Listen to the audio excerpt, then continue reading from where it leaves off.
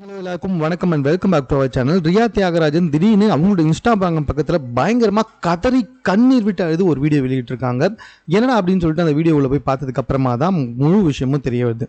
First of all இவங்க யார் அப்படின்னு சொல்லி பார்த்தீங்கன்னா, பிக் பாஸ் சீசன் 8 வந்துட்டு ஒரு போட்டியாளராக கலந்துக்கிட்டாங்க. வைல்ட் கார்ட் என்ட்ரியாக உள்ளே போனாங்க. இவங்க பிக் பாஸ் பற்றி ரிவ்யூ கொடுத்துருந்தவங்க வைல்ட் கார்ட் என்ட்ரியாக உள்ளே போனவங்க பயங்கரமாக வந்துட்டு ஒரு மிகப்பெரிய மாற்றத்தை ஏற்படுத்துவாங்கன்னு பார்த்தா புஷ்பானமாக ஆயிட்டாங்க.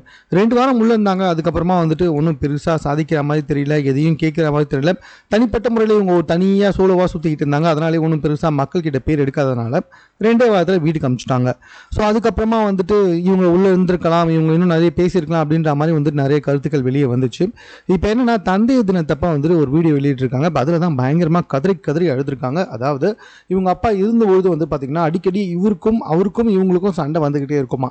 அதனால் வந்துட்டு நிறைய நாள் பேசாமல் தான் இருப்பாங்களாம். நம்ம அப்பா தானே எங்கடா போயிட போகிறாரு அப்படின்னு சொல்லிட்டு இவங்களும் ரொம்ப அசால்ட்டாக இருந்திருக்காங்க. திடீர்னு ஒரு நாள் வந்துட்டு ஆக்சிடெண்ட்டில் அவங்க அப்பா வந்து தவறி இருக்கார்.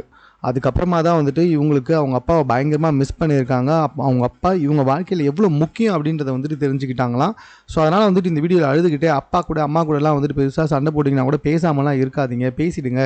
ஸோ ஒரு காலத்தில் அவங்க இல்லைனா நம்ம எல்லாம் அவங்கள பயங்கரமாக மிஸ் பண்ணுவோம் அப்படின்னு சொல்லிட்டு அழுதுகிட்டே வீடியோ போட்டிருக்காங்க. இந்த வீடியோ தான் தற்போது சோஷியல் மீடியாவில் ரொம்ப வைரலாக பகிரப்பட்டு வந்துகிட்டு இருக்கோம். ஸோ மேலும் இது புண்ணச்சதிகளை எப்படியும் கூட தெரிந்து கொள்வதற்கு நம்ம சென்னை சேனலில் சப்ஸ்கிரைப் பண்ணுங்கள். இது குறித்த உங்களுடைய கருத்துக்கள் எதுவாக இருந்தாலும் கமெண்ட்டில் நீங்கள் பதிவு செய்யலாம்.